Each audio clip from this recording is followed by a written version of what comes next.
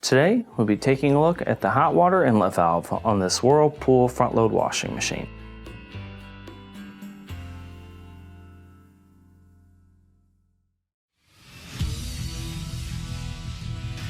Be sure to visit ApplianceVideo.com, where you will find thousands of repair videos on the latest technology. And for a limited time, you can save big on an annual membership and take advantage of all of our premium benefits. ApplianceVideo.com. Do it right the first time. Stop. Before beginning any repair, always be sure to disconnect the power to the appliance. It is also recommended to test the outlet for the proper voltage. Remember to also turn off the water. You will need the following tools to complete this repair.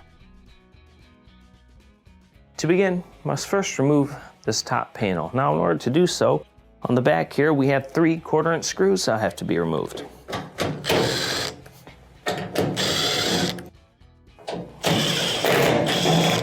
Let's take these out. Then, to remove the top panel, you will simply push back, start to lift up, and set it to the side. Now that we have the top removed, we have clear access to the hot water inlet valve. Now, the main reason why you would need to access this valve is if it is not putting hot water into the unit. This also controls the dispenser, so if your detergent is not going into the machine and you're not getting hot water, the chances are this needs to be replaced. Now, before you replace it, make sure you have good hot water pressure coming to the inlet. If that looks okay, in order to start the replacement, first you're going to have to remove your wiring harness here. Use a small flat blade screwdriver or a tack puller to lift up on the tab and pull out on the harness.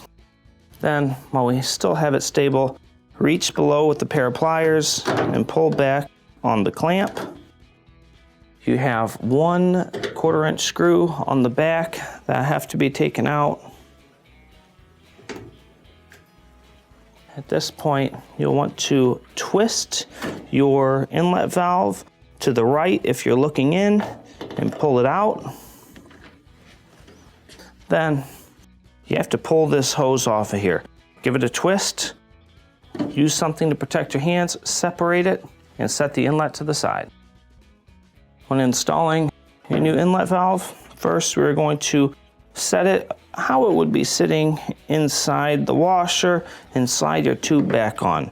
Then you're going to turn it to the right where the plastic will fit into the base.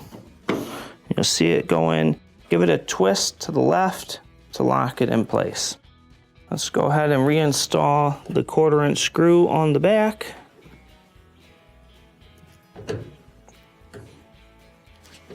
Use our pliers to reinstall the clamp.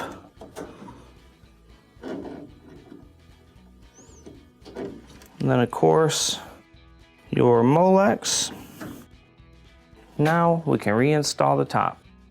When reinstalling your top panel, you'll want to start it back a little ways, and you'll want the slotted portion to be on the front, the screw portion to be on the back.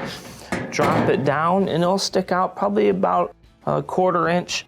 Drop it in, and finally, let's go ahead and reinstall the 3 screws.